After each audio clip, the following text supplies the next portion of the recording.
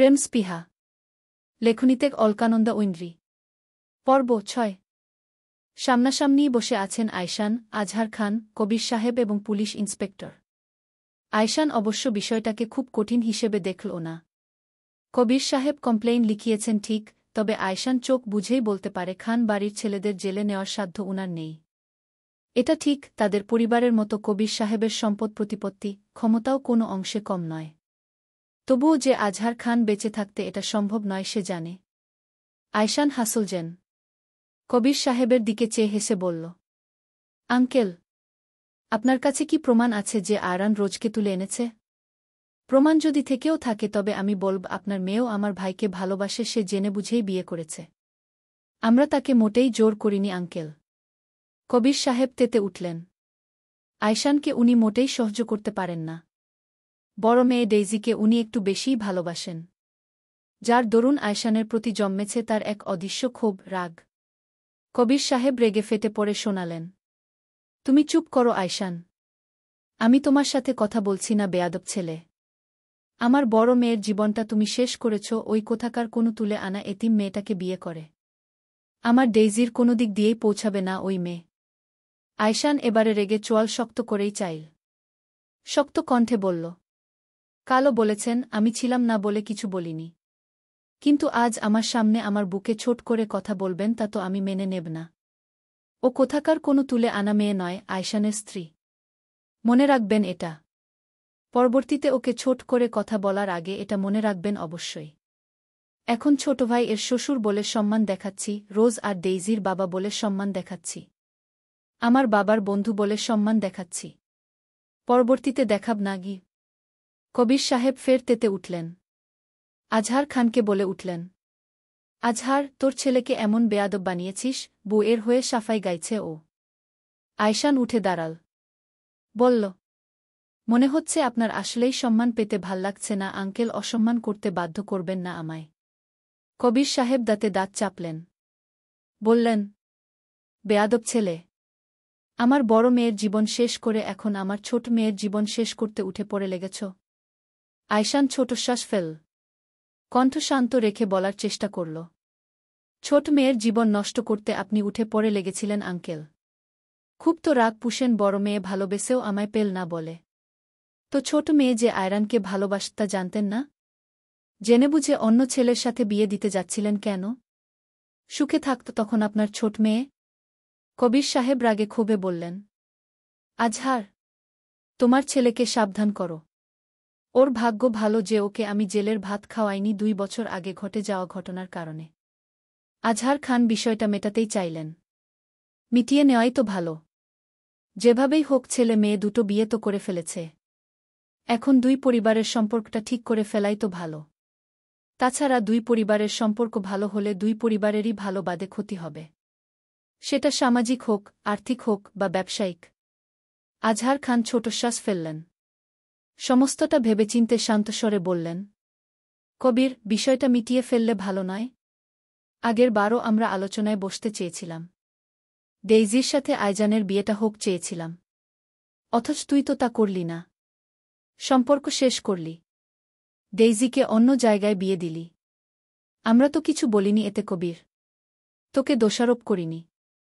Daisy যেমন আয়শানকে পায়নি তেমন আয়জানও কিন্তু ডেইজিকে ভালোবেসে পায়নি। ভালোবাসলেই যে পেতে হয় এমন তো কোথাও লেখা নেই কবির। বুঝ বিষয়টা। কবির সাহেব বুঝলেন না, বরং অবুঝের মতো রেগে বললেন, কি বুঝব আজহার? আমার মেয়ে আমায় ফেরত দে, আমি তোদের মতো জানোয়ারদের সাথে কেন আত্মীয়তায় যেতে চাই না। আমার মেয়ে ফেরত দে, নয়তো আমি সত্যিই কঠোর হব আয়রানের বিষয়ে। আজহার খান এবার কঠিন অথচ শীতল চাহনিতে তাকাল। বললেন, আয়রানকে জেলে নিবি তুই? খান বাড়ির ছেলেকে? আমার মেয়েকে অপহরণের দায়ে অবশ্যই নিব। পারবি না। আয়রান ততক্ষণে সিঁড়ি বেয়ে নামে। নিচের চিৎকার চেঁচামেচি এমনিতেই এতক্ষণ কানে আসছিল। শুধু রোজকে নিচে নামতে বলে নামতে দেরি হচ্ছিল তার। আয়রান কবির সাহেবকে দেখেই প্রথমে হাসল।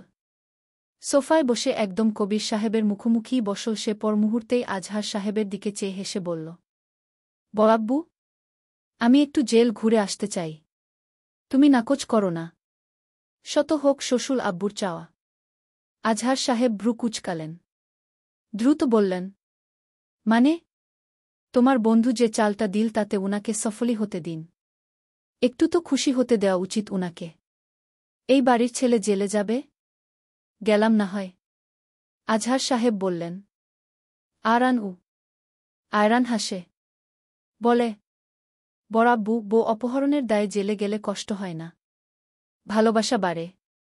কথাটা বলেই সে ফিরুল কবির সাহেবের দিকে হেসে বলল, যাই হোক, আমি আপনার মেয়েকে অপহরণ করেছি, বিয়ে করেছি। এখন গ্রেফতার করুন আমায়, সমস্যা নেই। কবির সাহেবের চোয়াল শক্ত। আয়শানের মতো আয়রানকেও উনি সহ্য করতে পারছেন না। রাগ ক্ষোভ জমে একাকার। বললেন, আমার মেয়ে কোথায়? আয়রান হেসে বলল, আছে সে। আপনি তো আমার বিরুদ্ধে অভিযোগ করেছেন। আপনার অভিযোগ অনুযায়ী আমার কাছেই তো থাকবে, বলুন। সোজাসুজি বলো, আমার মেয়ে কোথায়? ঠিক তখনই রোজ এসে নামল। বাবাকে দেখে চোখ টলমল করে তার জেন অস্ফুট স্বরে ডাকল, আব্বু। কবির সাহেব দ্রুতই তাকালেন। মেয়েকে দেখে দ্রুত এগিয়ে এলেন উনি। অতঃপর মেয়ের সামনে গিয়ে দ্রুত বললেন, রোজ, এক্ষুনি আমার সাথে বাড়ি ফিরবি আম্মু। এক্ষুনি। এই জানোয়ারগুলো তোর সাথে খারাপ ব্যবহার করেছে বল? কি করেছে? জোর করে তোকে বিয়ে করেছে না বল? আমি এদের সবাইকে শাস্তি দিব। দেখে নিস। রোজ কেঁদে ফেল কেমন করে যেন। আবারও ফ্যালফ্যাল করে চেয়ে বলল, আব্বু। কবির সাহেব এই কান্নাটার অর্থ বুঝলেন যে সত্যি সত্যিই তার মেয়ের উপর অত্যাচার করা হয়েছে। বললেন, কাঁদবি না, একদম কাঁদবি না। দেখলেন তো ইন্সপেক্টর সাহেব, আমার মেয়েটাকে আটকে রেখেছিল এরা। কত অত্যাচার করেছে সত্যিই জানি না। আমার মেয়েটা কিভাবে কাঁদছে একবার দেখুন। এরেস্ট করছেন না কেন ওই ছেলেকে? ফের মেয়েকে আশ্বাস দিয়ে বললেন, তুই যা বলবি, যেভাবে বলবি এই ছেলেকে আমি সেভাবেই শাস্তি দিব। দেখে নিস রোজ। তুই শুধু বল ওরা কি করেছে। রোজ একবার আয়রানের দিকে তাকায়। তার কান্নার মানে এভাবে ভেবে নিবে তার বাবা, সে বুঝে উঠেনি। তবে তার কান্না পাচ্ছে, সত্যিই কান্না পাচ্ছে বাবাকে দেখে। কান্না দমাতে পারছে না সে। আয়রান ভ্রু বাঁকায়। এক মুহূর্তের জন্য মনে হল রোজ বোধহয় তাদের পরিবারকে ফাঁসাতে এভাবে একটা নাটক সাজালেও সাজাতে পারে। সাজাক। রোজ যে বদলে গিয়েছে তা আজই না হয় প্রমাণিত হোক। অথচ আয়রানের ধারণা মিথ্যে প্রমাণ করে দিয়ে রোজ শান্ত গলায় ওভাবেই বলল, কিছু করেনি আব্বু। কবির সাহেব মানলেন। বললেন, ওরা তোকে জোর করে নিয়ে গিয়েছিল তো? জোর করে বিয়ে করেছে না ও তোকে মা? বল আমি আছি। বল সফট। আয়রান উঠে এল। পেছনে দাঁড়িয়ে বলল, একদম ঠিক। জোর করেই বিয়ে করেছি ওকে আমি। এখন কি করবেন শ্বশুর সাহেব? কবির সাহেব রেগে শুধালেন। তোমার বেয়াদবি দেখে আমি অবাক হচ্ছি গু। আয়রান হাসে। ইন্সপেক্টরের সামনে এসে হাত বাড়িয়ে বলে, এরেস্ট করছেন না কেন? যাই হোক, চলুন আমরা গাড়িতে গিয়ে বসি। উনারা ততক্ষণ এসব করুক। আচ্ছা, জেলের রুমগুলো পরিষ্কার পরিচ্ছন্ন আছে না? আমার আবার অপরিষ্কার পরিবেশে সমস্যা হয়। ইন্সপেক্টর সাহেব পড়লেন বেকায়দায়। দুই পরিবারই সম্ভ্রান্ত পরিবার। কি করবে বুঝে উঠে না। তবুও উনি আয়রানের কথা অনুযায়ী এরেস্ট করলেন। পা বাড়ালেন। রোজ বিস্ময় নিয়ে তাকায়। এই পরিবারটা অলরেডি ভেঙে গেছে। পরিবারের ৩ ছেলের মধ্যে আয়জান বাইরে, আয়শানও এ বাড়িতে থাকে না। এখন আয়রানকেও যদি তার জন্য জেলে যেতে হয়, বিষয়টা খারাপ হচ্ছে না? রোজ বাবার দিকে তাকাল। বলল, আব্বু, ওদের দাঁড়াতে বলো। হু? আয়রান ভাই আমায় জোর করে বিয়ে করেননি। আমি নিজে বিয়েতে মতো দিয়েছিলাম। দাঁড়াতে বলো তাদের। কবির সাহেব বিস্ময় নিয়ে বললেন, তুমি নিজে বিয়ে করেছ? কি সব বলছিস রোজ? তোকে ধমক দিয়েছে ওরা? হুমকি দিয়েছে? রোজ উত্তর করল, না আব্বু। তাহলে? আমি নিজে থেকে বিয়েটা করেছি। সত্যিটা বল রোজ, আমি আছি তোর সামনে। কিচ্ছু হবে না তোর। বল আম্মু। রোজ ছোট শ্বাস ফেলে কান্না মুছে নিয়ে বলে, এটাই সত্যি আব্বু। কবির সাহেব এবারে নিজের সমস্ত রাগ দেখালেন নিজের মেয়ের উপর। সমস্ত শক্তি দিয়ে একটা চড় বসালেন নিজের মেয়ের গালে। রোজ পিছিয়ে গেলে চড়ের আঘাতে কেঁদে ফের গালে হাত রেখে ভয়ে তাকায় সে। কবির সাহেব দাঁতে দাঁত চেপে ধমকে বলল, সত্যিটা বলো রোজ, বলো ও তোমাকে জোর করে বিয়ে করেছে, বলো। আয়রান চলে যেতে নিয়েও থামল। আচমকা হয়ে যাওয়া কানটা বুঝে উঠে তার রক্ত টকবক করে উঠে। এগিয়ে এসে বলল, আপনি ওর গায়ে হাত তুললেন কেন? মারলেন কেন ওকে? বলুন, মারলেন কেন? রোজ তাকাল। শক্ত স্বরে আয়রানকে শুধাল, আয়রান, আমার আর আব্বুর মাঝে কথা বলার অধিকার আপনার নেই। কবির সাহেব মেয়ের এই শক্ত স্বরটা শুনে যেন প্রসন্ন হলেন। তবুও ফের শক্ত স্বরে মেয়েকে জানালেন, তুমি আমার সাথে ফিরবে এখন রোজ। আর কথা বলবে না, কোনো কথা বলবে না। রোজ এবারে শান্ত চাহনিতে তাকায় বাবার দিকে। তার গাল ভেজা, চোখ লালাব, এক গালে স্পষ্ট 5 আঙ্গুলের চাপ কিছুটা লালচে হয়ে উঠেছে তা। এমনকি চরের দরুন বোধহয় ঠোঁটের কোনাও একটু কেটেছে। রোজ ছোট শ্বাস ফেলে বাবাকে বলে, ফেরার মানে তো এই যে আমাকে আয়রান জোর করে বিয়ে করেছে, তাই না আব্বু? তার বাবা বললেন, হ্যাঁ, এবং তুমি আমার সাথেই ফিরবে। রোজ আচমকাই বলল, আমি ফিরব না আব্বু, উনি আমায় জোর করেননি, আমি নিজেই বিয়ে করেছি। কি বলছিস তুই? তুই এই জানোয়ারদের হয়ে কথা বলছিস রোজ? তোর আপুর কি অবস্থা তুই চোখে দেখে আসিসনি, কি করে পারছিস ওদের পক্ষ নিতে? রোজ মিথ্যে বলতে পারল না। বলল, উনারা সত্যিই আমার সাথে কোনো খারাপ ব্যবহার করেনি আব্বু, বরং স্নেহ দিয়েছেন। আমি উনাদের বিপক্ষে কি করে যাব বলো? কবির সাহেবকে ফিরতে এল খালি হাতেই। মেয়েকে নিতে পারলেন না, আর না তো মেয়ের স্বীকারোক্তির কারণে আয়রানকে জেলে নিতে পারল। আয়রান এই নিয়ে মজাই পেল। তবে বউয়ের এমন কাটকাট হয়ে বসে থাকা দেখে সে ছোট শ্বাস ফেলে। গালের লাল হয়ে উঠা 5 আঙ্গুলের ছাপে হাত বুলায় সে পর মুহূর্তে ঠোঁটের কোনায় অল্প একটু জমাট রক্ততে। আয়রান ছোট শ্বাস ফেলে 2 হাতে রোজের মুখটা আগলে ধরে আচমকা চুমু দিল কপালে। রোজ নিশ্চুপ। আয়রান ফের কপালে ঠোঁট ছুঁয়ে বলে, আমার জান কত বড় হয়ে গিয়েছে রোজ, আমায় শেভ করতে শিখেছে। আজ অন্তত বলবি না যে তুই আমায় এখনো ভালোবাসিস না জান। আমি জানি বাসিস। রোজ কেবল আয়রানেরই। রোজ শুনল, তবে উত্তর দিল না। ভেবে গেল কেবল বাবার কথা। সে কি বাবাকে কষ্ট দিল, বাবা কষ্ট পেল? হ্যাঁ পেল তো। বাবার দাম্ভিক মুখটা সবার সামনে চুপসে হয়ে গিয়েছিল চলে যাওয়ার সময়। আচ্ছা, আজ এই সিদ্ধান্তটা নেওয়ার কারণে ভবিষ্যৎ তাকে কিসের সম্মুখীন হতে হবে? বাবা মাকে সে আর আগের মতো পাবে কখনো? ও বাড়িতে বাবা তাকে ঢুকতে দিবে কখনো? বাবার ভালোবাসা পাবে সে আর কখনো? রোজ বুঝে না। তার শূন্য লাগে। আয়রান ততক্ষণে তার ঠোঁটের ওষুধ লাগিয়েছে। গালে চরের জায়গাটায় হাত বুলিয়ে বলল, কি বেয়াদব বাপ তোর! নিজের মেয়েকে বিশ্বাস করে না। শুধু তোর বাপ বলে ছাড় পেল রোজ, নয়তো অন্য কেউ আমার স্ত্রীর গায়ে হাত তুললে হাত উপরে ফেলতাম ঘু। রোজ শক্ত চাহনিতে তাকায় এবারে। জ্বলে উঠে বলে, আমি আপনার স্ত্রী হওয়ার আগে তার মেয়ে। তার আমাকে মারার অধিকার আছে এবং থাকবে। এই নিয়ে আপনি কথা বলার কেউ নন। আয়রান ফোঁস করে বলে, কেউ না হলে থেকে গেলি কেন? চলে যাওয়ার জন্য বলেছিলাম তো তোকে। যাসনি কেন? রোজ ছোট স্বরে বলে, আমি চলে গেলে এটাই প্রমাণ হতো যে আপনি আমায় জোর করে তুলে এনেছেন গু। আয়রান ভ্রু বাঁকায়। তো কি হতো তাতে? এটাই বুঝা যেত যে আপনি অপরাধী গো। ফের ভ্রু বাঁকিয়ে বলে আয়রান, আমি নিজের মুখেই তো বললাম আমি অপরাধী। শুনিসনি? আপনাকে তুলে নিত জেলে আয়রান।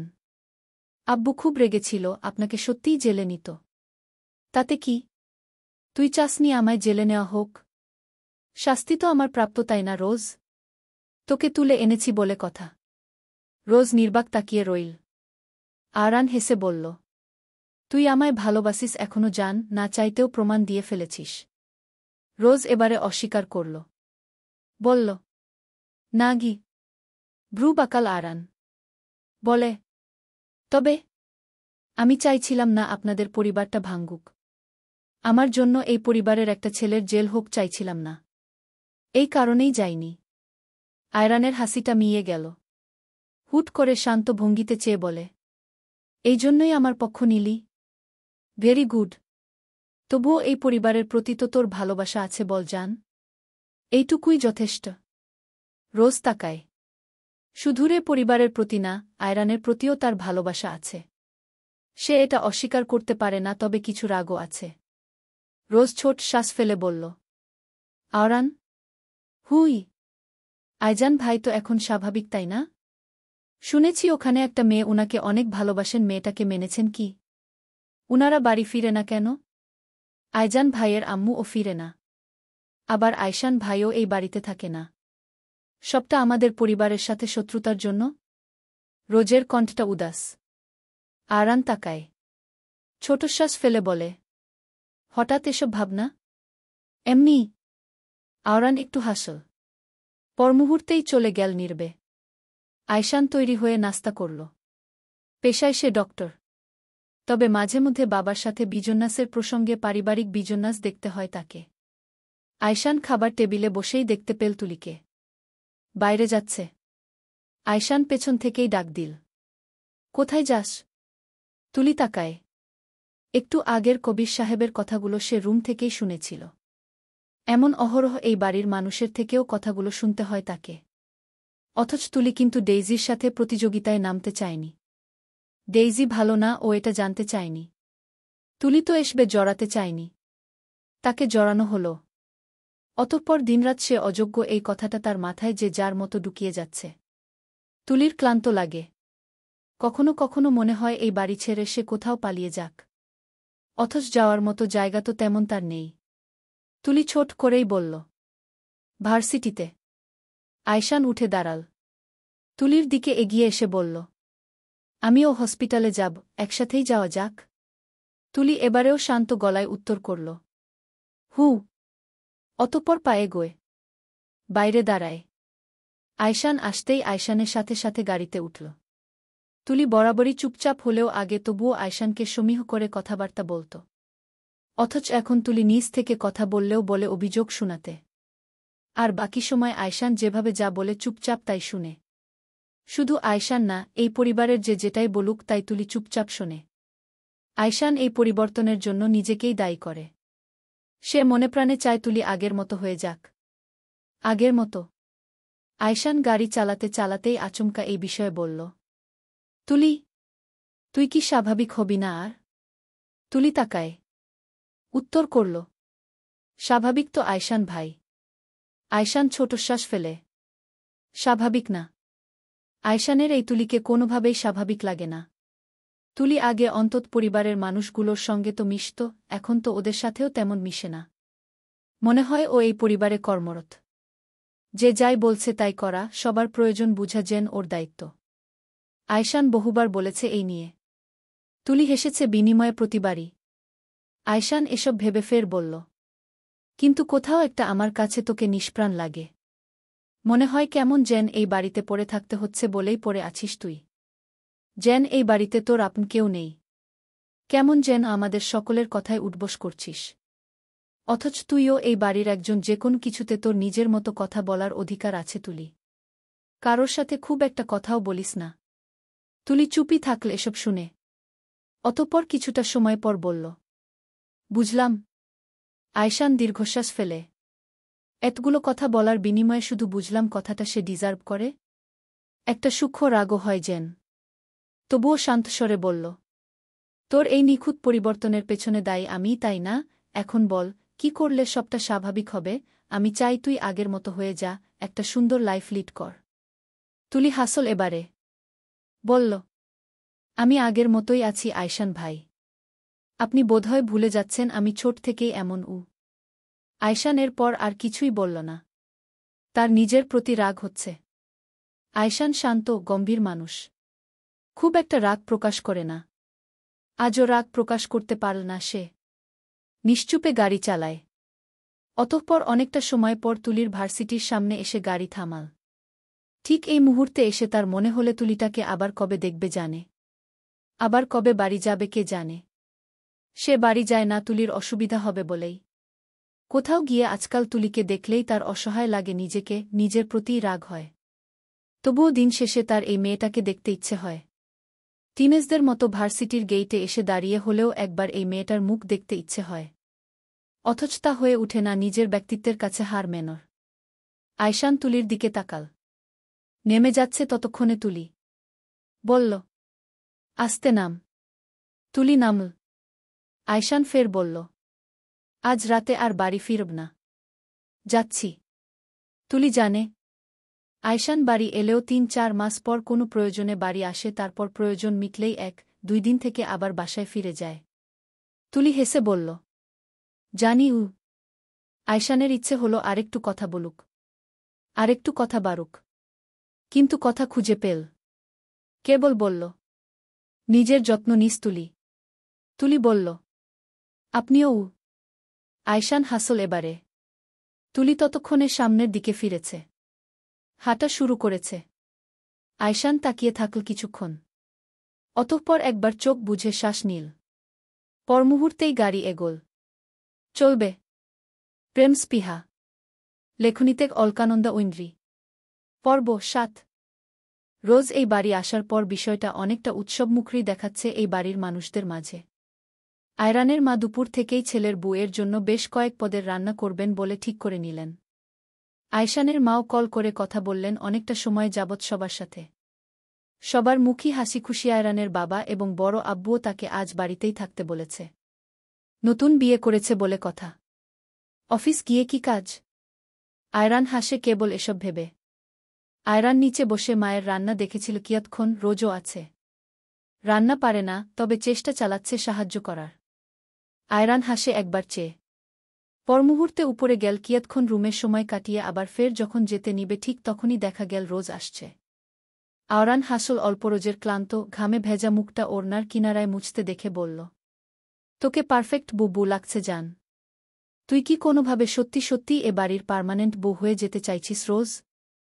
রোজ ভ্রু কুঁচকে তাকাল। আয়রান ততক্ষণে তার সামনে এসে দাঁড়িয়েছে। মুখটা হাস্যোজ্জ্বল। রোজ শুধাল, পার্মানেন্ট বউ বানাননি নাকি? নাকি বিয়ের সময় নির্দিষ্ট কোনো সময়কাল লিখিয়েছিলেন? আয়রান ঝুঁকে রোজের কপালের লেগে থাকা আটার মতো সাদা অংশটা হাত দিয়ে সরিয়ে দিতে দিতে ঠোঁট বাঁকিয়ে হেসে বলল, লিখিয়েছি তোর শেষ নিঃশ্বাস অবধি তুই আমার বউ। আমি মরে গেলেও তুই আমার বুই থাকবি রোজ। অন্য কারোর হতে পারবি না তোর শেষ নিঃশ্বাস অবধি। রোজ তাকাল স্থির চোখে। শান্তভাবে বলল, মেনে নিলাম। আয়রান বিস্মিত হল যেন এমনভাবে চাইল। রোজ তর্ক করল না, ঝগড়া করল না, বলল, এত সহজেই? আশ্চর্য। রোজ এবারে কিছুটা ফোঁস করে উঠল। বলল, না মানার তো কিছু নেই আয়রান। জোর করেই হোক বা নিজ ইচ্ছায় বিয়ে তো আপনাকেই করেছি অথচ দুদিন আগেও তুই সায়ানের বউ হতে চেয়েছিলি। রোজ রেগে তাকায় যেন। অনেকটা সময় নিয়ে সরে গিয়ে বসল বিছানার এক কোণে। অতঃপর সায়ানের হয়ে বলল, সায়ান যথেষ্ট ভালো আপনার থেকে আয়রান। আপনার মতো ভরা অনুষ্ঠানে বন্ধুর রক্ষিতা বলে অপমান করেনি আমায়। আপনি জানেন, লাস্ট ৬ মাস আপনার প্রতি আমার ঘৃণাই হতো কেবল আমার। আয়রানের হুট করেই রাগ লাগল যেন। সায়ানকে সে সহ্য করতে পারে না। একসময়কার প্রাণপ্রিয় বন্ধু হলেও আজকাল এই নামটা সে শুনতেই পারে না যেন। তার উপর রোজের মুখ থেকে হলে তো আরও নয়। বলল, আর সায়ানের প্রতি ভালোবাসা আসত? সায়ানকে আমি বিশ্বাস করতে পারতাম। আয়রান তাচ্ছিল্য নিয়ে হাসল। বলল, আমিও করতাম। অতঃপর ও আমার বিশ্বাসকে টুকরো টুকরো করে ভেঙে ফেল তোর জন্য। ১৫ বছরের বন্ধুত্ব ভেঙে গেল রোজ। আমি তোদের দুইজনকেই ক্ষমা করব না। বেইমান তোরা গিয়ে বারবার অন্যের দিকে আঙ্গুল তুলবেন না, বেইমান বলবেন না বারবার। আপনি কি মহান কাজ করেছেন আয়রান? করেছেন কিছু? আয়রান এই পর্যায়ে উত্তর করে না। তীব্র রাগ নিয়ে চুপ করে দাঁড়ায় সে। রোজ ছোটশ্বাস ফেলে ফের শক্ত গলায় বলে, আমার এখনও মনে হচ্ছে আমার সায়ানের সাথে কথা বলা উচিত বর্তমান পরিস্থিতি নিয়ে, কিন্তু আপনার কারণে হচ্ছে না। আপনি নিশ্চয় এখন কথা বললেও বেলমান বলবেন। কিন্তু আপনি আসলে পরিস্থিতি বুঝগ। রোজকে বাকিটা বলতে না দিয়ে আয়রান আচমকা ভ্রু বাঁকায়। বলে, আমার কারণে? আমার কারণে কথা বলতে পারছিস না? রোজ দ্বিগুণ জেদ নিয়ে বলল, ইয়েস। আয়রান হুট করে পকেটে হাত ঢুকিয়ে বুক টানটান করে দাঁড়ায়। বলে, ওকে ফাইন। কথা বলবি সায়ানের সাথে প্রতিদিন প্রতিক্ষণে। আমি তোকে আর নিষেধ করব না রোজ। বেইমানও বলব না, প্রমিজ। এটুকু বলেই সে ড্রয়ার থেকে রোজের ফোনটা আনল। অন করে দিয়ে রোজের হাতে দিয়ে বলল, তোর ফোন। চাইলে গিয়ে দেখাও করে আসতে পারিস জান। আটকাব না আমি। রোজ থমকায়। অল্প কিছুটা সময় ফোনের দিকে তো আয়রানের দিকে তাকায়। আয়রান হাসল কিঞ্চিত ঠোঁট বাঁকিয়ে। বলল, কল কর জান। রোজ করল না কল। ওভাবেই আছে। আয়রান ফের মুখ নামিয়ে ফিসফিস স্বরে, কর কল শাইনকে। এবারেও রোজ উত্তর করে না যেন। আয়রানের গলাটা এবার একটু শক্তই শোনাল। কি হল? কল করতে বললাম তো শাইনকে গি। রোজ ছোট শ্বাস টানে। অতঃপর রাজ কল দিতে দিতে বলল, দিচ্ছি। আয়রান তীব্র আত্মবিশ্বাস নিয়ে চেয়েছিল যেন। কোথাও একটা যেন তীব্র বিশ্বাস ছিল যে রোজ কল দিবে না। অথচ রোজ কল দিল। ফোন কানে তুলল। আয়রান কেমন করে বাঁকা হাসল যেন। চোখ বুঝল। অতঃপর চলে যেতে যেতে নিজে নিজেই বিড়বিড় করল, আমায় আবারও কষ্ট দিলি, আবারও কষ্ট দিলি তুই জান। আমার যন্ত্রণা বুঝলি না। একটাবারও বুঝলি না তুই। তুলির সাথে রোজের একটা সময়ে খুব ভালোই একটা সম্পর্ক ছিল। খুব সুন্দর মিষ্টি একটা সম্পর্ক। রোজ, ডেইজি এবং তুলি প্রায় একই বয়সের হওয়াতে তিনজনের মাঝেই বন্ধুদের মতোই সম্পর্ক ছিল। যদিও ডেইজি তুলিকে নিয়ে একটু ইনসিকিউরড ফিল করত। ওরই কেন জানি না মনে হতো আয়শান তুলিকে একই নজরে দেখে না। এই নিয়েই ডেইজি একটু কম পছন্দ করত তুলিকে। শেষ দিকে অবশ্য সম্পর্কটা আরও বিচ্ছিরি হয়। এবং শেষ যেদিন আয়শান তুলিকে বিয়ে করে আনল সেদিন রোজের সাথেও সম্পর্কটা খুব বিচ্ছিরি হল। রোজ রেগে কতগুলো কথা শুনিয়ে গিয়েছিল আর তুলি নিশ্চুপে শুনেছিল। রোজ এসব ভেবে দীর্ঘশ্বাস ফেলে। জড়তার কারণে সে কথা বলে উঠতে না পারলেও তুলিই প্রথমে কথা বলেছে তার সাথে। এমনকি এখনও আয়রানের জন্য চা করে এনেছে। জিজ্ঞেস করছে, রোজ, আওরান ভাই এর চাটা পাঠাল ছোট মামনি। রেখে গেলাম। আর হ্যাঁ, তুই কি নাস্তাটা এখানেই করবি রোজ? রোজের কি ভীষণ লজ্জা লাগে। অপরাধ বোধ হয়। সেদিনের বাচ্চা রোজ আর আজকের রোজের বুঝদার ক্ষমতায় পার্থক্য আছে। সেদিনকার রোজ আপুকে ভীষণ ভালোবাসত বলেই তুলিকে খুব করে কথা শুনিয়েছিল। অথচ পরবর্তীতে যখন বুঝতে পারল তুলি অথবা আয়শান ভাই কেউই দোষী নয় তখনই তার তীব্র অপরাধ বোধ হয়। রোজ দীর্ঘশ্বাস ফেলে। ফ্যালফ্যাল করে তুলির দিকে তাকিয়ে থাকতেই তুলি এগিয়ে এলে বারে। শান্ত মিহি স্বরে বলল, রোজ, তুই কি আমার সাথে কথা বলবি না? রেগে আছিস এখনো? রোজ এবারে কথা বলার সাহস করল। হুট করেই বলল, তুলি, আমি তোর সাথে খারাপ ব্যবহার করেছিলাম সেদিন। রেগে থাকার কথা তো তোর। তুলি হাসল। কেমন নির্জীব হাসি। মনে পড়ে সেদিনকার কথাটা। হুট করে আয়শানের উদ্ভট সিদ্ধান্ত, কাজী অফিসে নিয়ে গিয়ে কিসব বুঝিয়ে একধমকে বিয়ে, অতঃপর বাড়ি ফেরার পর ডেইজি সুইসাইড করল দ্বিতীয়বারের মতো। আজহার সাহেবের সাথে কবির সাহেবের ঝামেলা। শুধু রোজ নয়, তুলির সবচেয়ে প্রিয় মানুষ, তার মামনি অর্থাৎ আয়শানের আম্মু রেগে গিয়েছিল সেদিন। কত কথা শুনাল। অথচ তুলি সত্যিই সেদিন নির্দোষ ছিল। তবুও সে সেদিন থেকে সবার কাছে দোষী। সবার কাছে। একে একে সব প্রিয় মানুষ থেকে দূরে সরেছে সে। বেছে নিয়েছে একটা নিষ্প্রাণ জীব। তুলি হেসে বলল, দোষটা তো আমারই রোজ। রোজ এবারে চুপ থাকল অল্প সময়, তারপর ছোটশ্বাস ফেলে বলতে লাগল, না, তুই নির্দোষ ছিলি তুলি। আয়শান ভাই এর ও দোষ দেখি না আমি। সেদিনের আমি আর আজকের আমির বুঝার ক্ষমতাটা ভিন্ন তুলি। আয়শান ভাই আপুর দুর্বলতা বুঝার পর থেকেই আপুকে সতর্ক করেছিল। বলেছিল আয়শান ভাই আপুকে বোনের চোখে দেখে। কিন্তু আপুই বেশি ভালোবেসে ফেলেছিল তুলি। আপুই সবসময় আয়শান ভাইকে পেতে চেয়েছিল, তোকে অপছন্দও করত এই কারণে। ইনসিকিউরিটি ফিল করত।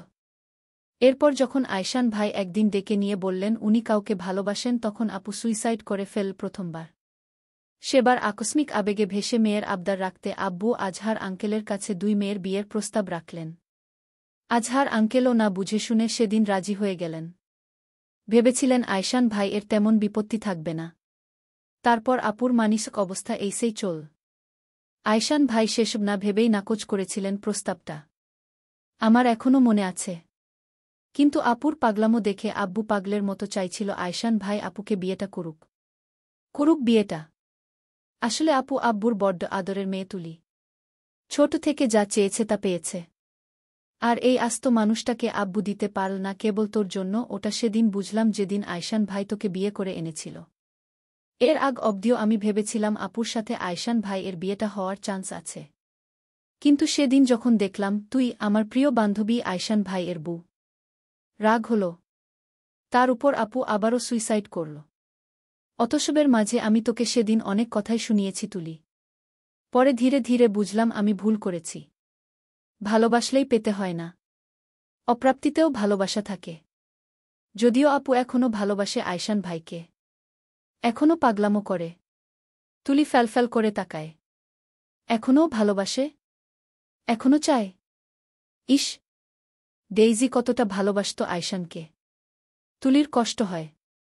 ফের আবারও অপরাধবোধে জর্জরিত হয়ে উঠে বসে বলল, ডেইজি, ওর কাছে অন্তত একবার যদি ক্ষমা চাইতে পারতাম রোজ। এই অপরাধবোধ আর বয়ে নিতে পারি না আমি। রোজ হাসল মৃদু। বলল, আমার সেদিনকার ব্যবহারের জন্য ক্ষমা করেছিস তুলি? তুলি বলল, তোর ব্যবহারটা অযৌক্তিক নয় রোজ। ক্ষমা চাওয়ার প্রশ্নই আসে না এতে। শুধু আমাকে একটু ক্ষমা দিস দয়া করে, নয়তো আমি কোনোদিন মরেও শান্তি পাব না রোজ। এটুকু বলেই তুলি পা বাড়াতে নীল। তার হৃদয় ভার লাগছে। রোজ ফের ডাকল, তুলি। হু, তোকে কেমন প্রাণহীন লাগছে। আমি ভেবেছিলাম তুই সু। তুলি চোখ বুঝল। যেতে যেতে বলল, আমি সুখী রোজ। নিচে আয়, নাস্তা করবি গ। তখন রাত। আয়রান চোখ বুঝে টানটান হয়ে শুয়ে আছে। রোজ বেলকনিতে বসে। বোধহয় একটু পরই রুমে আসবে। আয়রান অপেক্ষা করছিল বোধহয় চোখ বুঝে রেখেই। অতঃপর রোজ এল। ডাকল, আয়রান। আয়রান চোখ বুঝে রেখেই উত্তর করল, হুই। আপনি শায়ানকে ইনভাইট করেছেন কাল? কেন? আয়রান ওভাবে চোখ বুঝেই হাসে। চোখ খুলে বলল, ভাবলাম তোর বোধহয় ওই শুয়োরকে দেখতে ইচ্ছে করছে। ভদ্রতার খাতিরে হয়তো দেখা করে আসতে পারছিস না, এর থেকে ভালো হয় বাড়িতর ডেকে নেওয়া। তোদের দেখা হয়ে যাবে গু। হু। আয়রান এবারে উত্তর করে না, চুপ থাকে। ফের চোখ বুঝে। অতঃপর চোখ বুঝে থাকা অবস্থায় কিয়ৎক্ষণ পর বলে, ঘুমাবি না? নাকি আমি পাশে ঘুমাব বলে ঘৃণায় ঘুমো নামবে না? আমায় তো ঘৃণা করিস। আর ওকে বিশ্বাস। বেলমান সব কয়টা গু। রোজ কপাল কুচকাল। বলল, জেনে শুনে বেলমানকে বিয়ে করেছেন কেন? কারণ বেইমানটা মুখে না বললেও এখনও আমায় ভালোবাসে গি। রোজ হেসে বলল, বেইমানদের ভালোবাসাও বেইমানি করে আরান। জানেন না? কথাটা বলে খাটের একপাশে খালি জায়গাটায় সে শরীর এলিয়ে দিল। রোজের আলোতে ঘুম হয় না। কাল রাতেও ঘুমায়নি সে। সে কারণেই হাত বাড়িয়ে আলো নিভাতে গিয়ে শুনল। করে দেখা কেবল প্রাণ নিয়ে নিব। রোজ আলো নিভাল। বলল, আপনার কি মনে হয় আমি চুপ করে থাকব? আয়রান আচমকায় অন্ধকারে রোজকে জড়িয়ে নিল। নিজের বুকের মধ্যে জড়িয়ে নিয়ে কপালে শীতল চুমু আঁকল। ফিসফিস করে বলছিল, তোর মরণ হলে আমার মরণ ও বাধ্যতামূলক জান। ঘুমা, শুভরাত্রি। রোজ শীতল কোনো বরফখণ্ডের ন্যায় জমে গেল যেন আকস্মিক জড়িয়ে ধরাতে। হিম এক অনুভূতি বয়ে গেল শরীরময়। তখনও তার চোখ জোড়ায় বিস্ময়। যে মানুষটা মুখে বেইমান বলে শেষ 6 মাস এতটা কষ্ট দিয়েছে, সে মানুষটাই এভাবে জড়িয়ে নিতে পারে? এভাবে জড়িয়ে কপালে চুমু দিতে পারে? মধ্যরাত। তুলির হাতে একটা ডায়েরি। ডায়েরিটা সে নতুন দেখছে না আজ। বহুদিন হল সে এই ডায়েরিটা মেলে দেখে। বিড়বিড় করে। তুলি দীর্ঘশ্বাস ফেলে। ডায়েরির ভেতরে থাকা ডেইজির হামরোজ্জ্বল ছবিটা অনেকক্ষণ দেখল সে। একটাই ছবি এই ডায়েরিতে। ডেইজির ছবি। কি সুন্দর মেয়েটা! কি সুন্দর এই মেয়েটার হাসি! তুলি মৃদু হাসল ছবিতে তাকিয়ে। পরমুহূর্তেই কেমন যেন একটা কষ্ট অনুভব করল। বিড়বিড় করে বলল, ডেইজি, তোমার সাথে আমার কেন জানি না কখনোই খুব ভালো সম্পর্ক হয়ে ওঠেনি। তুমি বোধহয় আমায় কম পছন্দ করতে। কিন্তু এটা জানো কি? তুমি যে বিষয়টার জন্য আমায় কম পছন্দ করতে সে বিষয়টা আসলে তুমিই পেয়েছ ডেইজি। উনার সুপ্ত ভালোবাসা তোমার জন্য ছিল, আমার জন্য নয় ডেইজি। বিশ্বাস করো, আমি সত্যিই এসব নিজে ঘটাইনি ডেইজি। আমি করিনি। আমি দোষী নয় ডেইজি। উনি আমাকে বিয়ে করেছেন কেন আমি জানি না, কিন্তু সত্যি বলছি ডেইজি, আমি উনাকে কেড়ে নেইনি তোমার থেকে। সত্যিই কেড়ে নেইনি। আমি জানতাম তুমি তাকে ভালোবাসো। অসম্ভব রকম ভালোবাসতে। শুনেছি এখনো বাসো। আমায় ক্ষমা করে দিও ডেইজি। আমি এই অপরাধবোধ কতদিন বইব বলো, ক্ষমা করে দিও, এই কষ্টটা আমি আর বইতে পারছি না। সত্যিই পারছি না ডেইজি গু। চলবে। গল্প খারাপ হচ্ছে জানি। তবুও শুরু যখন করেছি শেষ অবধি তো লিখতে হবে। আমার কোথাও ভুল হলে তা ঠিক করতে সাহায্য করবেন ভুল ধরিয়ে দিয়ে। বিয়ের পর ভাই ডাকা যায় না এটা আমার অজানা ছিল। জানার পর পরবর্তীতে ঠিক লিখার চেষ্টা করব। এবং এই আয়শান চরিত্রটাই আমার অতি পছন্দের ব্যক্তিত্ববান একটা চরিত্র এই গল্পতে। শুরু থেকেই আমি তার একটা গুরুত্ব দেখানোর চেষ্টা করেছি সেহেতু সে অতীতে একেবারেই খারাপ কিছু করে ফেলেছে এমন কিছু আমি ভেবে রাখিনি অবশ্যই। তাকে ভালো ভেবেছি, ভালোই লিখব। প্রেম স্পৃহা। লেখনীতে অলকানন্দা ঐন্দ্রী। পর্ব ৮। সকাল বেলায় রোজের ঘুমো ভাঙ্গল আয়রানের বাহুবন্ধনে থেকেই। রোজ প্রথমে উসকুস করল। আয়রানের হাতটা সরিয়ে উঠতে চাইল খুব সাবধানে। অথচ পারল না। আয়রান আগের মতোই জড়িয়ে নিয়ে ফিসফিস স্বরে বলল, ঘুমা যান, সকাল হতে এখনো দেরি। রোজ ভ্রু কুঁচকে নেয়। সকাল হতে দেরি? অথচ ঘড়িতে স্পষ্ট এখন সকাল ৬টা ১০ মিনিট। বাইরে আলো ফুটেছে। যার দরুন জানালা দিয়ে বাইরে থেকে আলো এসে পড়েছে কিছুটা। রোজ চোখ ছোট ছোট করে তাকায় উল্টো দিক ফিরে। আয়রান ঘুমোচ্ছে একদম বাচ্চাদের ন্যায়। চুলগুলো এসে পড়েছে কপালে। এলোমেলো। সুন্দরী দেখাচ্ছে দৃশ্যটা। রোজ আরও একবার ভাবে এই মানুষটাকে সে ভালোবেসে আসছে কয়েক বছর আগ থেকেই। একদম কিশোরী বয়স থেকে। এই মানুষটাকেই অনুভূতি সব সঁপে দিয়েছিল সে। শুরুর দিকে এই অনুভূতিটা কোনো একদিন পূর্ণতা পাবে ভরসা থাকলেও এই ২ বছর তার কোনো অর্থই ছিল না। এই মানুষটাকে নিয়ে এই ২ বছর সে স্বপ্ন দেখেনি, কতবার যে ভুলার চেষ্টা করেছে। অথচ ভুলতে পারল কোথায়? এই যে আজ এই সকালটা সে দেখবে, আয়রানকে এতটা কাছ থেকে দেখতে পাবে ভেবেছিল সে এই ২ বছর? একবারও ভাবেনি। রোজ ছোট শ্বাস ফেলে উঠার জন্য বলল, চোখ খুলে দেখুন, সকাল হয়েছে। আয়রান চোখ খুলে না। বরং ছোট বাচ্চার ন্যায় গুটিসুটি হয়ে জড়িয়ে নিয়ে বলে, আরেকটু ঘুমাই রোজ। মনে হচ্ছে বহুদিন পর আমি ঠিকমতো শান্তিতে ঘুমাচ্ছি। ঘুমোতে দে একটু। রোজ ফোঁস করে উঠে যান। সুধাল, আপনাকে ঘুমাতে নিষেধ করেছি আমি? আয়রান এবারে কথা বলে না। ঘুমিয়েই থাকে যেন ওভাবে। চোখ বুঝে। রোজ ফের উঠার জন্য নড়চড় করে। আয়রানের বাহুবন্ধন ছাড়াতে কিছুটা ধাক্কা দিয়েই বলল, ছাড়ুন, এভাবে অস্বস্তি লাগছে আমার। ছাড়ুন। আয়রানের বুকে আঘাতটায় লাগল। ব্যথায় মুখচোখ কুঁচকে নীল সে। ব্যথায় আর্তনাদ করে। আহু! রোজের হঠাৎই খেয়াল হল আয়রানের বুকে সে নিজেই আঘাত করেছিল। এখন আবারও সে নিজেই ব্যথা দিল। রোজ দ্রুত ব্যাকুল কণ্ঠে শুধাল, সরি, আমি দেখি বেশি ব্যথা পেয়েছেন? এটুকু বলেই সে আয়রানের শার্টের হাত রাখতে নিল। আয়রান হাসে। রোজের মুখে চিন্তা ফুটে উঠেছে। আয়রানের ব্যথা লাগলে রোজ এখনও চিন্তা করে? আগের মতো? আয়রান হেসে বলল, এবারে আঘাতও তো তুই দিলি জান। ব্যথাও দিলি।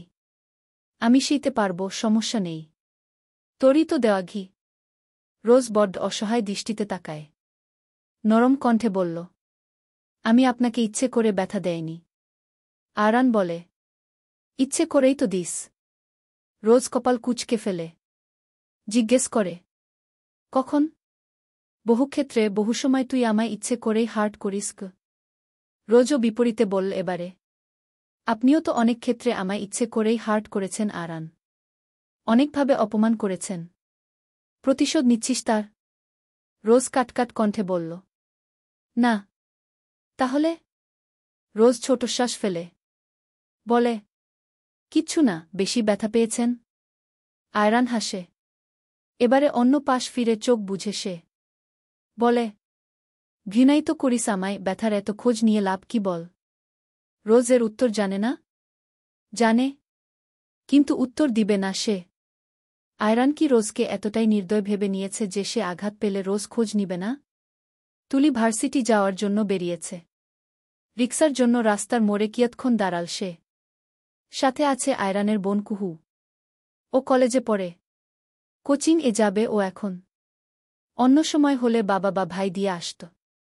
আজ আয়রান এখনও ঘুম থেকে উঠেনি, বাবাও চলে গিয়েছে, এই কারণে তুলির সাথেই যাচ্ছে। তুলিকে অবশ্য বারবার বলা হলো যাতে সাবধানে ওকে কোচিং এ নামিয়ে দেয়। তুলি হেসেই দায়িত্বটা নিল। আগে আয়শানের আম্মু মানে তার মাম্নি থাকতে তাকেও কেউ ভার্সিটি নামিয়ে দিয়ে আসতে গেলে বারবার বলত যাতে সাবধানে ওকে ভার্সিটি অবধি পৌঁছে দেয়।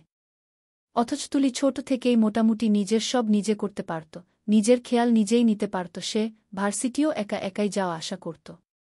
যাওয়ার সময় মাম্নি কতবার যে বলত সাবধানে যেতে। তুলির ভীষণ মনে পড়ে মাম্নিকে, ইচ্ছে হয় একবার জড়িয়ে ধরতে আগের মতো। অথচ কতদিন হয়ে গেল সে মাম্নির সাথে কথা অবধি বলতে পারল না। তুলির চোখ টলমল করে যেন। কুহু সামনে থাকাতে অতি সাবধানে কান্না গিলে নীল সে। অতঃপর একটা সময় পর রিক্সা পেল। প্রথমে কুহুকে উঠতে বলে পর মুহূর্তেই সে উঠে বসল। রিক্সা চলতে লাগল। কুহুকে একটু পরই কোচিং এর সামনে নামিয়ে দিয়ে চলতে চলকে একটা সময় পর আয়শানের বাসাটা পেরিয়ে যেতে লাগল রিক্সা। তুলির হৃদস্পন্দ শীতল লাগে এই জায়গাটায় আসলে। একটা অনুভূতি জাগে। তুলি তার মায়ামায়া দৃষ্টি তুলে তিনতলার বেলকনিটার দিকে তাকায়। একটা তোয়ালে আর টি শার্ট শুকোতে দেওয়া আছে বেলকনির দড়িতে। একটু নিচেই একটা বেলি ফুল গাছের টবৈদীয় ফুল নেই গাছটায়। তুলি তাকাল কিয়ৎক্ষণ। আয়শান ওখানেই থাকে। নিশ্চয় এতক্ষণে হসপিটালে চলে গিয়েছে। তুলি ছোট শ্বাস ফেলে চোখ সরাল। আয়শান তেমন বাড়ি না গেলেও মাঝে মধ্যে আয়শানের সাথে এই গলিটায় তার দেখা হয়ে যায়। আয়শান দায়িত্বের সঙ্গে প্রতিবার জিজ্ঞেস করে ভালো মন্দ। আয়শান অবশ্য সবসময় দায়িত্ববান ছেলে, শুধু তাকে বিয়ে করার বেলাতেই বোধহয় দায়িত্বজ্ঞানহীনের মতো কাজটা করে ফেলেছে বলে তুলির ধারণা। তুলি পথ এগোয়, অতঃপর একটা সময় পর ভার্সিটি পৌঁছাল। তুলির রোজকার নিয়মই এটা। ভার্সিটি যায়, আসে, বাড়ির কাজে অংশ নেয়, সবার ভালো মন্দ দেখে। এই তো। এর বাইরে তার মনের কথা বলার মতো বা হাসি তামাশা করার মতো কোনো বন্ধুবান্ধব নেই, কোনো আপন মানুষ নেই, সে একা, বরাবরই একা। আগে তার একান্ত আপন বলতে অনেকে ছিল। তার মামনি, রোজ, আয়জান ভাই। এখন আর তেমন কারোর সাথে তুলি মিশে না। বেছে নিয়েছে দূরত্ব। ভার্সিটিতেও তুলির খুব একটা কাছের বন্ধুবান্ধব নেই। তুলি এই পুরো পৃথিবীতে নিজেকে খুব একা আবিষ্কার করল এই মুহূর্তটাই। সত্যিই তো সে একা। একা, নিঃসঙ্গ, যান্ত্রিক এক জীবন তার। তুলি মাঝে মাঝে এই জীবনটার প্রতি বিরক্ত হয়। মাঝে মাঝেই মনে হয় এই জীবনটা যদি না থাকত। মা বাবার সাথে সাথে সে কেন মরে গেল না? কেন মা বাবা তাকে একা ছেড়ে গেল? কেন? দুপুরের খাবারের আয়োজন করা হলো বেশ গুরুত্ব দিয়েই। আয়রান সব খাবার ভালোভাবে পর্যবেক্ষণ করছিল। আম্মুকে বারবার বলছিল যাতে সব খাবারই স্বাদ হয়, বিশেষ অতিথি আসবে। বার কয়েক রোজকে ডেকে বলেছেও। রোজ দেখত আয়োজনটা ঠিক হলো কিনা। তোর উনার পছন্দ হবে তো? রোজ রাগে কেবল ফোসফোস করে আয়রানের কার্যকলাপ দেখছিল। অতঃপর আয়রানকে একা পেয়ে একবার শক্তস্বরে শুধাল ও, এমন নাটক করছেন কেন? যেন কোনো রাজ্যের প্রধানমন্ত্রীকে আপনি ইনভাইট করেছেন। আশ্চর্য। আয়রান হাসে। বলে, তোর মনের রাজ্যের রাজা না ও, বুঝতে হবে তো উ। রোজ দ্বিগুণ রাগে। বলে, কে বলেছে আমার মনের রাজ্যের রাজা? আমি বলেছি আপনাকে? বলেছিস? রোজ ফের বলল, কখন? আয়রান এড়িয়ে গেল যেন। বলল, অত সব ভাবতে হবে না, তুই দেখ আয়োজনে কোথাও কম হচ্ছে কিনা। তুলি ফিরল বিকেলে। ভার্সিটি শেষ হওয়ার পর মায়ের কবরে গিয়েছিল সে, অতঃপর অনেকটা সময় নীরব বসে থেকে কেঁদেছে সে। ওই একটা জায়গাতেই নীরব তুলি তার কথাগুলো আওড়াতে পারে। বুকের ভেতরে জমিয়ে রাখা কথাগুলো উগরে দিতে পারে। তুলি নিজের ভেতরের সব কথা বলে যখন বাড়ি ফিরল ঠিক তখনই সোফায় বসা দেখল আওরান আর সায়নকে। সায়ন কেমন নীরব দৃষ্টিতেই যেন তাকাল তুলির দিকে। চোখাচোখি হতেই একটা বিষাদ হাসি উপহার দিয়ে বলল, তুলি, কেমন আছো? চলবে। প্রেম স্পৃহা। লেখনীতে অলকানন্দা ঐন্দ্রী। পর্ব ৯। তুলি সায়ানকে দেখেই শান্ত দৃষ্টিতে চাইল। পরমুহূর্তেই সায়ানের শান্ত অসহায় দৃষ্টি দেখে সে অস্বস্তিতে পড়ল যেন। সে জানে সায়ানের চোখের ভাষায় কি আছে বা কি ছিল আগে। একজন মেয়ে হিসেবে সে এটুকু খুব ভালোভাবেই বুঝে উঠতে পারে। কিন্তু একটা বিবাহিত মেয়ের দিকেও এভাবে তাকানো মানানসই কি? তুলি ছোট শ্বাস ফেলে। সায়ানের জন্য তার অনুভূতি কোনোকালেই ছিল না। আগেও ছিল না, এখনও নেই। তবুও এভাবে অসহায় দৃষ্টিতে তাকালে তাকে অস্বস্তিতে পড়তে হয়, মনে হয় যেন সায়ানের এই অসহায় দৃষ্টির জন্যও সে দায়ী। সবকিছুর জন্যই তো সে দায়ী। তুলি দীর্ঘশ্বাস ফেলে ছোট করে উত্তর করল, ভালো আছি সায়ান ভাই। সায়ান ভদ্রভাবে হাসি উপহার দিল। তুলি বিনিময়ে ভদ্রতা নিয়েও একবার জিজ্ঞেস করল না সে কেমন আছে। জিজ্ঞেস করা উচিত ছিল না? হেসে বলল, তোমায় দেখে ক্লান্ত লাগছে তুলি, ফ্রেশ হয়ে এসো বরং। তুলি যেন স্বস্তিই পেল এবারে। যাক, একটা না একটা কারণে সরে পড়া গেল এখান থেকে। তুলি দ্রুত মাথা নাড়িয়ে নিজের রুমে গেল। মুখ চোখে পানি দিয়ে ফ্রেশ হল। অতঃপর তীব্র ক্লান্তি নিয়ে যখন বিছানায় হাত পা ছড়িয়ে শুয়ে পড়ল ঠিক তখনই বাইরে থেকে কুহু ডাক দিল। অস্ফুট স্বরেই বলল, তুলি আপু, এই তুলি আপু, শুনছ তুমি? তুলি ক্লান্ত ভঙ্গিতে চোখ বুঝে নিলেও এবারে উত্তর করল, শুনছি কুহু, আয়। দরজা খোলাই আছে। কুহু এল দ্রুতই। তুলিকে উচ্ছ্বাস নিয়ে বলল, একটু শপিং নিয়ে যাবে তুলি আপু? তুমি সাথে গেলে কেউ কিছু বলবে না। তুলি চোখ মেলে চাইল এবার। সারাদিনের ক্লান্তি কেমন চোখে ভাসছে যেন। বলল, কিন্তু এখন কিসের শপিং করবি কুহু? রোজ আপুর জন্য। আমার ভাবি হয়েছে বলে কথা। কিছু গিফট করব না বলো? তুলি মাথা নাড়াল। উঠে বসে হেসে বলল, ওহ তা ঠিক। আমারও কিচ্ছু দেওয়া হয়নি রোজকে। দেওয়া উচিত। তুমিও কি কিছু কিনবে রোজ আপুর জন্য? তুলি ছোট শ্বাস ফেলে বলল, হয়তো। গিয়ে তৈরি হয়ে আয় কুহুক। অতঃপর উঠে বসে তুলি ব্যাগ হাতড়াল। মাসের শেষ দিক এখন। তুলি মোটামুটি এই বাড়িতে থাকা খাওয়া ব্যতীত বাকি সব নিজের খরচ নিজেই বহন করা শিখেছে এই 2 বছর। আগে তার মাম্মি থাকতে তাকে খরচ করতে দেওয়া হতো না। এখন মাম্মি নেই, তার সঙ্গে তেমন কথাও বলে না তুলির। প্রথম দিকে তখন এইচএসসি শেষ করে কষ্টই হলো মাম্মি ব্যতীত অন্য কারোর টাকা খরচ করতে, আয়শানের টাকা খরচ করতে। বিয়ে এতসব ঝামেলা সব ওর এইচএসসির পরই হলো হুট করে। অতঃপর ভার্সিটির এডমিশন, প্রস্তুতি, ভার্সিটিতে ভর্তি এই নিয়ে প্রায় অনেক টাকাই আয়শান খরচ করেছে। তুলির এই এতকাল টাকা পয়সা খরচ, নিজের খরচ এসব নিয়ে ভাবনা চিন্তা না হলেও আয়শানের সাথে বিয়েটা হওয়ার পরই সে আবিষ্কার করল তার নিজের খরচটা নিজের বয়ে নেওয়া উচিত। সবাই আদর স্নেহ করলেও দিন শেষেই কেউই নিজের সম্পূর্ণটা দিয়ে তো তাকে ভালোবাসেনি। তার প্রমাণ সে পেয়েছে আয়শানের সাথে বিয়ের পরপরই। তুলি প্রথম আয়শানের খরচ করা নিয়ে কিছু বলতে না পারলেও একটা সময়ে গিয়ে সে একটা টিউশন জোগাড় করল। অতঃপর তারপর থেকে আয়শানের দেওয়া টাকা সে তেমন খরচ করেনি। আয়শান মাসে মাসে তাকে টাকা দিলেও তুলি টাকা দিতে না বলেছিল 2 বার, আয়শান শোনেনি। তুলিও আর কথা বলেনি। টাকাগুলো অ্যাকাউন্টে আসে, ওভাবেই থাকে তুলি বরং চেষ্টা করে প্রথম দিকের খরচ করা টাকাটাও ফিরিয়ে দিতে। কিন্তু অভদ্রতা হিসেবে দেখাবে বলে আর ফেরত দেওয়া হয়নি। আর যাই হোক, সে তো এই বাড়ির ঋণ কখনোই শোধ করতে পারবে না। এই বাড়ি তাকে অনেক দিয়েছে। এখন এসে টাকা ফেরত দিলে তা নিমখারামির মতো দেখাবে। তুলি ছোট শ্বাস ফেলে। টিউশনি টাকা থেকে বৃদ্ধ দাদি এবং একটা এতিমখানায় মাসে 2-1 দিন সময় কাটাতে গিয়ে কিছুটা খরচ সে করে। এরপরও কিছু জমানো থাকে। ওই জমানো টাকা দিয়েই আগের মাসে সে দাদির চিকিৎসার জন্য খুব বেশিই টাকা পাঠিয়েছিল। যার দরুন হাতে এখন কেবল 1000-2 টাকাই তার আছে কেবল।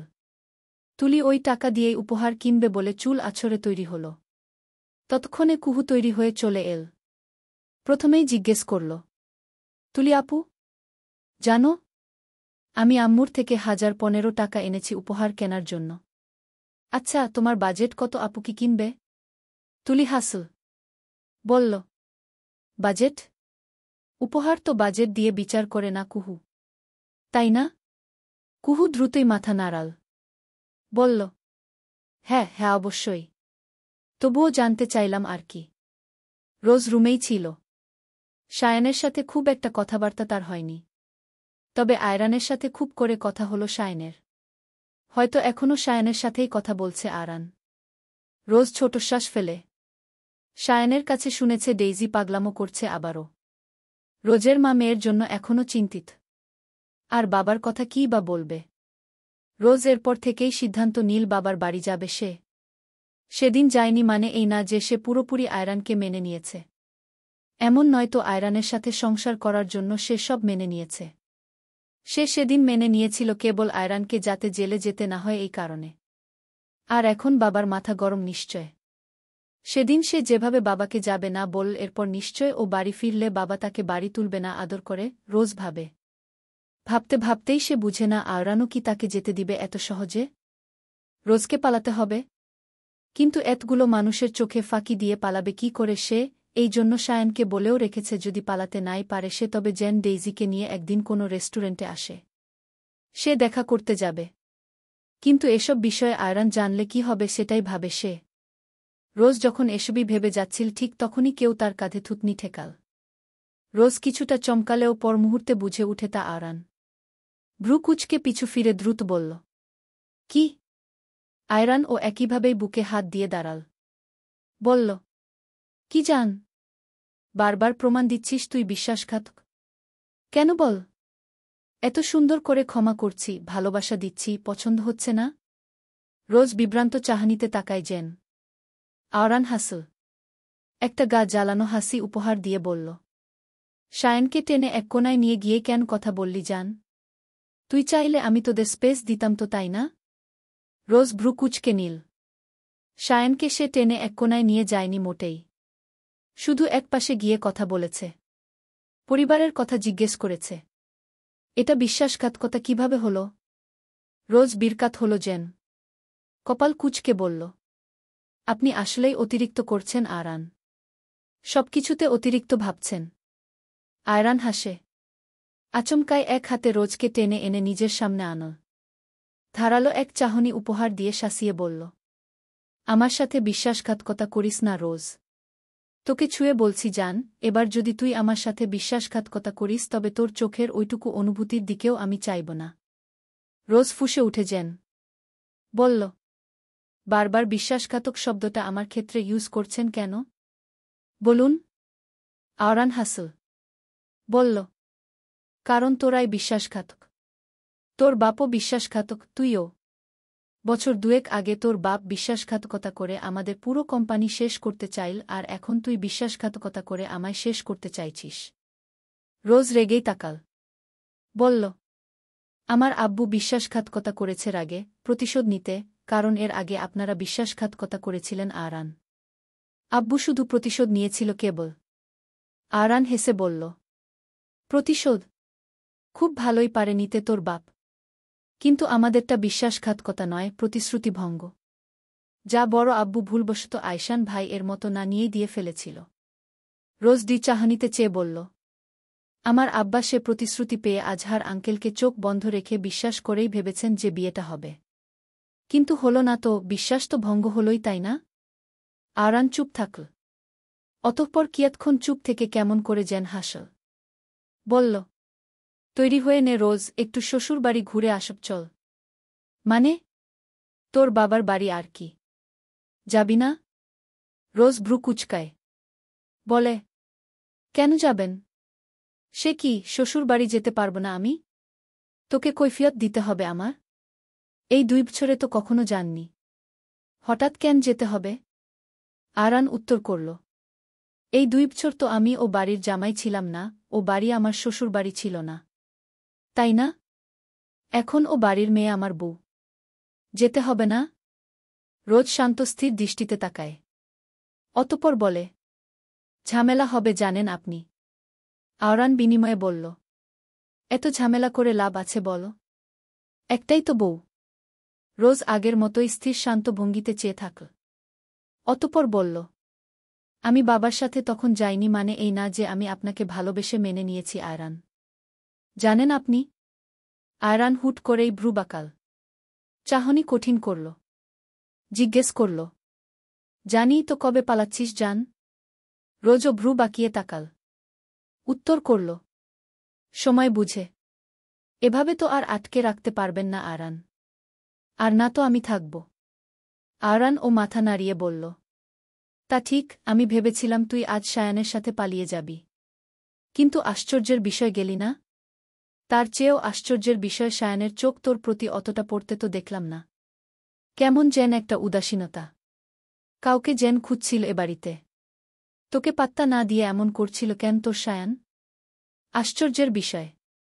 কোথায় আমি ভেবেছিলাম আমার বউয়ের দিকর তাকানোর অপরাধের ওর একটা যাচ্ছে তাই শাস্তি দিব। আপনি কি সবসময় পর্যবেক্ষণ করছিলেন? বউয়ের হবু বর ছিল বলে কথা। নজর রাখব না? কুহু আর তুলি বের হল সন্ধ্যের একটু আগেই। কুহু গাড়ি নিতে চাইলেও তুলি বলে কে রিকশায় যাবে বলল। কুহু রাজি হতো না যদি না সাথে ফুসকারও প্ল্যান টানা হল। অতঃপর রিকশায় উঠল দুইজনে। এখনও বের হওয়ার সময় আয়রানের মা বারবার বলেছে যাতে কুহুকে দেখে রাখে। তুলি কুহুকে দেখেই রাখল। রিকশায় উঠতে পর্যন্ত সাবধানে উঠতে বলল। অথচ কয়েক মিনিটের পথ অতিক্রম করতেই তাদের রিকশাটা একটা সিএনজির সাথে ধাক্কা লেগে আচমকা উল্টে পড়ল। তুলির দিকেই একপাশ হয়ে পড়ল রিকশাটা। মুহূর্তেই তুলি কুহু দুইজনেই যেন কিছু বুঝে উঠল। ধপাস করে পড়ে রাস্তা খসকসে জমিনে দুইজনেই ব্যথা পেয়েছে। কুহুর হাতে ব্যথা পেয়েছে, কপালের দিকটা কেটে গিয়েছে, সাথে বাম হাতটাও কাটল। আর সে রক্তটা দেখেই কুহুর যাচ্ছে তা অবস্থা। কাঁদতে কাঁদতে প্রায় আধমরা সে। তুলি ছোট ছোট চোখ করেই তাকায়। অতঃপর নিজে যা ব্যথা পেয়েছে তা হজম করে নিয়ে আরও একটা রিকশা ডাকল। কুহুকে কোনোভাবে বুঝিয়ে সুঝিয়ে রিকশায় উঠতে বলতেই ও দ্বিগুণ কান্না ঝুরল। বলল, আম্মুকে কল দাও আপু, আম্মুকে দাও। আমি আম্মুর কাছে যাব আপু। বলো আমার অ্যাক্সিডেন্ট হয়েছে, বলো আপু। কত কেটে গিয়েছে, আমি কত ব্যথা পেয়েছি আপু। বেচারা তুলি উপায় না পেয়ে কল করল। জানে সে এই দোষটাও তার উপরই উঠানো হবে। ছোটশ্বাস ফেলে জানাল সে সবটা। কুহুর মা সমস্ত শুনেই আহাজারি জুড়লেন। জানালেন আয়শানের হসপিটালেই যাতে নেয় কুহুকে। আয়শানের হসপিটালের দূরত্বও কম। আয়শানও আছে, চিকিৎসা ভালো হবে। অথচ তুলি চাইছিল ওই হসপিটালে যাতে না যেতে হয়, সে অন্য হসপিটালে যাওয়ার জন্য বলেও দিয়েছিল রিকশাওয়ালাকে, কিন্তু বড়দের আদেশ যখন তখন তো তা তাকে পালন করতেই হবে। নিজের মতো কথা বলার অধিকার তার এখনও জন্মেছে কি? তুলি রাজি হল। কুহুর সাথে কথা বলিয়ে দ্রুত রিকশা নিয়ে ছুটল হসপিটালের উদ্দেশ্যে। অতঃপর পৌঁছাল ও। কোথাও আয়শানকে না দেখতে পেয়ে সে স্বস্তিই পেল। দ্রুত ওখানকার নার্স আর ডক্টরকে বলিয়ে কুহুর চিকিৎসা করাল। তেমন বেশি আঘাত পায়নি, খুব অল্পই, তবুও প্রেসক্রিপশন দেখে ওষুধ, ব্যান্ডেজ সব করাল তুলি। বিল পে করল। অতঃপর কুহুকে নিয়ে চলে যাবে ভাবতেই ছুটে এল কুহুর মা, ফুফু, আরান। কুহুকে দেখেই কেঁদে উঠলেন কেমন। তুলিকে শুধালেন, তুলি, তোকেই তো বারবার করে বললাম আমার মেয়েটাকে দেখে রাখতে। বলিনি? কি দেখাশোনা করলি বল? আমার মেয়েটার এখন এই অবস্থা। তোর তো কিছু হলো না, আমার মেয়েরই হাত পায়ে কপালে ব্যান্ডেজ গো। তুলি হাসল। তাকিয়ে থাকল কেবল কেমন করে, অতঃপর পায়ে কোনোরকমে ভর দিয়ে দিয়ে একপাশে গিয়ে বসল সে। এতক্ষণ ও সে কোনোরকমে বাম পায়ে ভর দিয়ে দিয়েই চলছিল, কুহুকে এই পথটা এনেছেও এভাবে। বোধহয় ভালোই ব্যথা লেগেছে। ডান পাটা ছোঁয়ানোও যাচ্ছে না মাটিতে। হাতের কনুইগুলো ও জ্বলছে খুব। তুলি অবশ্য খুব একটা খেয়াল করেনি নিজের ব্যথা নিয়ে। গুরুত্বও দেয়নি। তবে এখন হাসি পাচ্ছে তার। যে ব্যথাকে যত বেশি গুরুত্ব দেওয়া হয় লোকের কাছে, সে ব্যথায় তত বেশি গুরুতর। এই যেমন তুলি তার ব্যথাকে গুরুত্ব দিচ্ছে না বলে তা অতটুকু গুরুতর নয়। চলবে। প্রেম স্পৃহা। লেখনীতে অলকানন্দা ঐন্দ্রী। পর্ব 10। আয়শান এতটা সময় ও.টি. তে ছিল। আয়রানের মা হসপিটালে এসে পৌঁছানোর আগে তাকে 30-এর উপরে কল দিয়েছে, যা তার চোখে পড়ল এই মাত্রই ও.টি. থেকে বের হওয়ার পর। আয়শান ক্লান্ত ভঙ্গিতে নিজের কেবিনে বসে কল ব্যাক করল। অতঃপর জানতে পারল কুহুর অ্যাক্সিডেন্ট হয়েছে। তুলির সাথে পাঠানো হয়েছিল কোনো প্রয়োজনে, তুলির কিছু না হলেও কুহু খুব আঘাত পেয়েছে। এটুকুই জানো ছোট্ট আম্মুকে কল করে সে। এটাও জানো যে তারা এখনও হসপিটাল থেকে যায়নি। আয়শান তা শুনে দ্রুতই পা চালাল। তুলির কিছু হয়নি এটা শুনে স্বস্তি পেলেও কুহু আঘাত পেয়েছে এটাই চিন্তার কারণ হল। বেশি আঘাত পেল কিনা। তাই তো দ্রুতই গেল। অতঃপর গিয়েই দেখা গেল কুহুকে ঘিরে আছে তার ছোটাম্মু, ফুফি। সে ছোট শ্বাস ফেলে এগোল। কিছুটা দূরে একপাশে দেখা গেল তুলি একদম শান্ত বাচ্চার মতো বসে আছে। আয়শান এগিয়ে ছোট শ্বাস ফেলে প্রথমে কুহুকেই জিজ্ঞেস করল, কুহু, এখন কেমন লাগছে? বেশি কষ্ট হচ্ছে? কোথায় কোথায় ব্যথা পেয়েছিস হু? তুলি তাকিয়ে দেখল এবারে। কুহু কেঁদে ফেলেছে প্রায়। মেয়েটা তার আম্মুকে দেখে একবার কেঁদেছে বাচ্চাদের মতো, এখন আয়শানের আদুরের স্বর শুনে আবারও কেঁদে উঠল বাচ্চাদের মতো। ওই যে, যেখানে বেশি ভালোবাসা পাওয়া হয় ওখানেই আমরা অল্পতেই কেঁদে ফেলতে পারি। অল্পতেই ফ্যালফ্যাল করে টলমল চাহনি ফেলতে পারি। কুহু বোধহয় তার ব্যতিক্রম করল না। কেঁদে উঠে জানাল সে খুব ব্যথা পেয়েছে। আয়শান এবারে ছোট শ্বাস ফেলে কুহুর মাথায় হাত বুলাল। তারপর ব্যান্ডেজগুলো দেখল। যেটুকু আঘাত পেয়েছে ব্যান্ডেজ করা হয়েছে। তাছাড়া অ্যাক্সিডেন্টের বর্ণনা শুনে বা ব্যথা পাওয়ার বর্ণনা শুনে তার মনে হল না খুব সাংঘাতিক অ্যাক্সিডেন্ট। ছোট শ্বাস ফেলে কুহুকে বুঝিয়ে জিজ্ঞেস করল এবারে, আর কোথাও ব্যথা পেয়েছিস কুহু? এই ব্যান্ডেজগুলো ছাড়া আর কোথাও ব্যথা পেয়েছিস? পেলে তা ডক্টরকে জানাতে হবে তো। কুহু বাচ্চাদের মতো ফ্যালফ্যাল করে তাকিয়ে বলল, তুমিও তো ডক্টর বড় ভাইয়া। আয়শান হেসে ফেল। বলল, হ্যাঁ, কিন্তু আমি তো নিউরোলজিস্ট কুহু। তুই বল, আর কোথাও ব্যথা পেয়েছিস? আর কোথাও ব্যথা হচ্ছে বলো। ইন্টারনাল কোনো সমস্যা হলে তো ক্ষতি হবে গু। কুহু টলমল চোখে তাকিয়ে উত্তর করল এবারে, না বড় ভাইয়া, আর কোথাও ব্যথা পাইনি। আয়শান কুহুর মাথায় হাত বুলিয়ে বলল, ঠিক আছে, ঠিক হয়ে যাবে। ডক্টর ওষুধ দিয়েছে না? বাসায় গিয়ে রেস্ট করবি, দুষ্টুমি করবি না, দেখবি ঠিক হয়ে যাবে অল্প দিনে গু। এটুকু বলেই কুহুর মায়ের দিকে চাইল সে। বলল, চলে যাচ্ছেন এখন ছোটাম্মু? আরান কোথায়? কুহুর মা মুহূর্তেই উত্তর করল, হ্যাঁ, কুহুরও সুবিধা হয় বাসায় গেলে। রেস্ট নিতে পারবে। আরান গাড়িতেই মাত্রই গেল। আয়শান মাথা নাড়াল।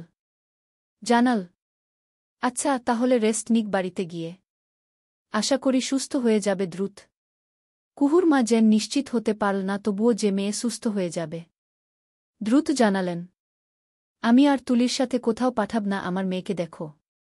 তুলি এতটা বেখেয়ালি জানলে আমি পাঠাতামই না ওর সাথে গু। আয়শান ভ্রু কুঁচকে নিল এবারে। একবার তুলির দিকে তাকাল। তুলি ততক্ষণে চলে যাবে শুনে বসা থেকে উঠে দাঁড়িয়েছে। আয়শান ওর দিকে একবার তাকিয়েই ভ্রু কুঁচকে বলল, তুলি কি করেছে ছোটাম্মু? কুহুর মা দুঃখ করে শুধালেন, ওকে বলেছিলাম আমার মেয়েকে দেখে শুনে রাখতে। ও আমার মেয়েটাকে দেখে রাখল না। দেখে রাখলে কি এমন হতো বলো? আয়শান এবারে শান্তি ভঙ্গিতেই উত্তর করল, কুহু তো ছোট বাচ্চা নয়, ছোট আম্মু। আর তুলিও কি করবে এখানে? এটা একটা অ্যাক্সিডেন্ট ছিল। কুহুর মতো আঘাত তুলিও পেতে পারত। পায়নি তো আয়শান। আয়শান হুট করেই শান্ত শীতল চাহনিতে তাকাল। ভ্রু উঁচু করে বলল, পেলে খুশি হতে।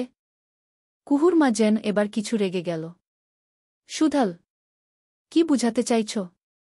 আয়শান এবারে শুধু বলল, কিছু না। পরমুহূর্তেই আয়শান ছোট শ্বাস ফেলে তুলির দিকে চাইল ফের। আসলেই কি ব্যথা পায়নি তুলি? নাকি ব্যথা পেয়েও হজম করে বসে আছে ওভাবে? ব্যথা পেলেও তো বলার মেয়ে নয় এই তুলি। নির্ঘাত চুপচাপ বসে থাকবে এভাবে? আয়শান এগোল ওর দিকেই। অতঃপর সম্মুখে দাঁড়িয়ে শুধাল, দুইজন একই রিকশায় ছিলি, ও ব্যথা পেল অথচ তুই ব্যথা পেলি না তুলি? আমার বিশ্বাস হচ্ছে না এটা। তুলি এবারে সরাসরি দৃষ্টি রাখল। বিশ্বাস হচ্ছে না মানে? কি বুঝাতে চাইছে আয়শান? সে ব্যথা পায়নি মানে সে কুহুকে ইচ্ছে করে ব্যথা দিয়েছে? একটু আগেই তো ছোট মাম্নির কথাতে স্পষ্ট বুঝা গেল ব্যথা পায়নি, এটাতে উনি খুশি নন। হয়তো সন্দেহ করছে সে ইচ্ছাকৃতভাবে আঘাত দিয়েছে। তুলি মনে মনে ভেবে নীল বাকি সবার মতো আয়শানও তাকে দোষারোপ করছে। আর দোষারোপ করার ভঙ্গিটা এই প্রশ্নের মাধ্যমেই সুধাল বোধ হয়। তুলি মৃদু হাসল কেবল। নিজের মায়ামায়া দৃষ্টিতে আয়শানের দিকে তাকিয়ে মৃদু হেসে উত্তর দিল, কুহু আমার বোনের মতো আয়শান ভাই, ওকে আমি নিজে থেকে ব্যথা দিইনি। বিশ্বাস করুন, ওর সাথে আমার কোনো শত্রুতা নেই গি। আয়শান শান্ত স্থির একটা দৃষ্টিই নিক্ষেপ করল এবারে। তুলি এমন কেন? কেন ভাবে যে সবাই সবকিছুর জন্য তাকেই দায়ী করবে? আয়শান তো স্বাভাবিকভাবে ব্যথা পেয়েছে কিনা এই উত্তরটা জানার জন্যই প্রশ্নটা করল। সরাসরি জিজ্ঞেস করলেও কি উত্তর দিত এই মেয়ে? দিত না। তাই তো এভাবে জিজ্ঞেস করেছে। অথচ তুলি অন্যভাবে নীল। আয়শান গম্ভীর স্বরে শোনাল। কুহুকে তুই ব্যথা দিয়েছিস এমনটা আমি বলেছি তুলি? নাকি তুই ওকে ব্যথা দিয়েছিস কিনা, শত্রুতা আছে কিনা এটা জানতে চেয়েছি? আয়শানের স্বরটা ঠান্ডা হলেও একটা দ্বিতা এসে বাঁধল যেন কোথাও। তুলি সেই দ্বিতায় চুপ হয়ে গেল। উত্তর করল না আর। শান্ত স্থির কোনো স্রোতস্বিনীর ন্যায় সে বরাবরই শান্ত। এখন ও শান্তি স্থিরভাবেই সে দাঁড়িয়ে রইল। আয়শান ফের বলল, তুই কি ভাবিস? আমরা মানুষ না তুলি? তোকে সবসময় আমরা খারাপ ভাবি, এটা কেন ভাবিস? বল। তুলি এবারেও উত্তর করল না। দেখল কুহুকে নিয়ে এগোচ্ছে ফুফু আর ছোট মাম্মি। সেও পা বাড়াতে নিয়ে বলল, কুহুকে তো বাসায় গিয়ে রেস্ট করতে হবে, যেতে হবে। যাচ্ছি, ভালো থাকবেন উ। আয়শান শান্তভাবেই তাকাল এবারও। তুলি এক পা ফেলেছে মাত্র। অতঃপর তুলিকে পা ফেলতে দেখে এবারে ভ্রু বাঁকাল সে, স্পষ্ট বোঝা যাচ্ছে তুলি পা ফেলতে পারছে না। কষ্ট হচ্ছে। অথচ এই মেয়ে নাকি ব্যথা পায়নি? আয়শান মনে মনে নিজেকেই গালি দিল এতক্ষণ এই কথা বিশ্বাস করার জন্য যে তুলি ব্যথা পায়নি। মুহূর্তের মধ্যেই তুলি অন্য পা ফেলার আগে সে তুলির এক হাতে টেনে ধরল, বাম হাতের কনুই ধরে। কুহুকে কিছু না বলে ফুফু আর ছোট আম্মুকে গম্ভীর বলল, তোমরা একটু গাড়িতে গিয়ে বসো ফুফু, তুলি একটু পরে আসছে। তুলি ঘাড় ফিরিয়ে তাকায়। বাকিরা তেমন উত্তর না করলে ও সে ভ্রু কুচকাল। কেন সে পড়ে যাবে? প্রশ্নটা মাথায় ঘুরিয়ে শান্তস্বরে বলল সে। একটু পর। আয়শান ও মাথা নাড়িয়ে জানাল, হ্যাঁ, একটু পর। তুলি এবারে আর উত্তর করল না। নিশ্চুপ দাঁড়িয়ে থাকল। আয়শানের এই চুপচাপ মেয়েটাকে চুপচাপ দেখে উল্টো রাগ লাগল। বলল, তারপর বল, কতটুকু ব্যথা পেয়েছিস? কি ভাবিস নিজেকে? তুই সব জানিস? তুই চালাক। আমরা সবাই বোকা। তুলি চুপই আছে। কেমন মায়ামায়া নজর যেন চোখ জোড়ায়। আয়শান ফের বলল, কি হলো বল? তুলি এবারে উত্তর দিল, তেমন একটা ব্যথা পাইনি। আয়শানের রাগ লাগল আরও। ভ্রু বাঁকিয়ে বলল, তাহলে হাঁটতে পারছিস না কেন? তুলি সঙ্গে সঙ্গেই পায়ে তাকাল। বুঝা যাচ্ছে সে ব্যথা পেয়েছে। নাকি ফোলা দেখাচ্ছে? কিভাবে বুঝল? তুলি হতাশ হয়ে উত্তরে বলল, পায়ে একটু লেগেছে কেবল। আয়শান জানে ব্যথাটা কেবল একটু নয়। তাই তো ভ্রু নাচিয়ে বলল, কেবল একটু। এটুকু বলেই তুলির কনুই ছেড়ে দিতেই তার অনুভব হল তার হাতে তরল কিছু লেগে আছে যেন। আয়শান হাত মেলে দেখল, অতঃপর সঙ্গে সঙ্গেই দেখল তুলির হাত ধরার সেই কনুই এর অংশটায়। মুহূর্তেই বুঝতে পারল তুলির হাতে কেটেছে। কনুইয়ের দিকটা জামা কিছুটা ছেঁড়াও। আয়শান ছোটশ্বাস টেনে কেবল বলল, অথচ তোর হাতের কনুইও ভেজা লাগছে। ওখানেও? তুলি শুনল না। দুটো কনুই এবং হাতের কিছু অংশ জ্বালা করছিল এতক্ষণ। সে জানে কেটেছে। তবে এটা আয়শান জেনে যাওয়াতে তার নিজেকেই কেমন যেন লাগল। দ্রুত শান্ত গলায় বলল, বাড়ি যাব আমি। উনারা অপেক্ষা করছে তো। আয়শান কেমন করে যেন তাকাল। তুলি বরাবরই এমন। ছোটবেলা থেকেই। নিজের ব্যাপারে খুবই অসচেতন এই মেয়েটা। নিজে ব্যথা পেলে তা কাউকে জানাত অবধি। চলাফেরাতেও যে সে কত যে ব্যথা পায় তা সৃষ্টিকর্তা জানে। ওই ছোট আম্মু একটু আগে বলল, তুলি বেখেয়ালি? হ্যাঁ, বেখেয়ালি। তবে তা শুধু নিজের বেলাতেই। অন্যদের বেলাতে সে অক্ষর বাই অক্ষর কথা শোনা, যত্ন করা মেয়ে। শুধু নিজের বেলাতেই অনীহা। আয়শান ওভাবে তাকিয়ে পকেট থেকে ফোন বের করল। তুলিকে কিছু না বলেই আয়রানকে কল করে শুধাল, আয়রান, তুলিকে নিয়ে আমি ফিরব। তোরা চলে যা এখন। চলবে। আজ এতটুকুই থাক। তুলি আর আয়শান। বাই দ্য রাস্তা কেমন হলো জানাবেন এবং রেসপন্স করবেন। রেসপন্স বেশি পেলে আমিও তাড়াতাড়ি দিয়ে গল্প এগোনোর চেষ্টা করব।